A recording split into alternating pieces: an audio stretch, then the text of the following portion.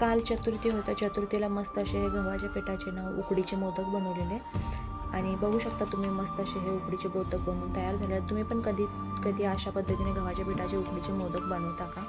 तर सगळ्यात आधी काय केलेलं मी नारळ घेतलेले आहे, नारळ फोडून घेतलेले आहे आणि अशा पद्धतीने उभे चिरून धुवून घेतलेले आहेत आणि मी किसून न घेताना मी मिक्सरमध्ये बारीक करून घेतलेले आहे. बारीक करून झाल्यानंतर गॅसवरती कढई ठेवलेलं आहे. कढईमध्ये 1-2 चमचे तूप ॲड केलेले. तुपामध्ये आपल्याला हे मिक्सरमधनं वाटून घेतलेलं नारळ छान खमंग परतून घ्यायचं. 1-2 मिनटं परतून झाल्यानंतर त्यामध्ये एक अर्धी वाटी गूळ घेतलेलं आहे, 1 चमचा खसखस घेतलेला आहे आणि विलायची पावडर घेतलेलं आहे. छान गूळ वितरेपर्यंत आपल्याला परतून घ्यायचं आहे आणि अशा पद्धतीने परतून झालेलं आहे. आणि नॉर्मल आपण चपातीला पीठ कसं मळतो तशा पद्धतीने पीठ मळून घेतलेलं आहे.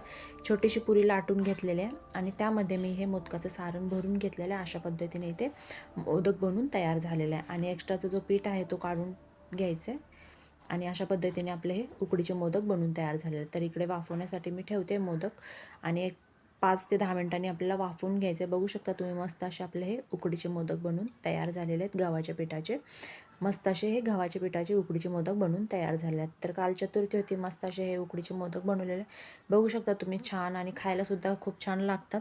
तुम्ही पण बनवत असाल ना अशा पद्धतीने हे उकडीचे मोदक?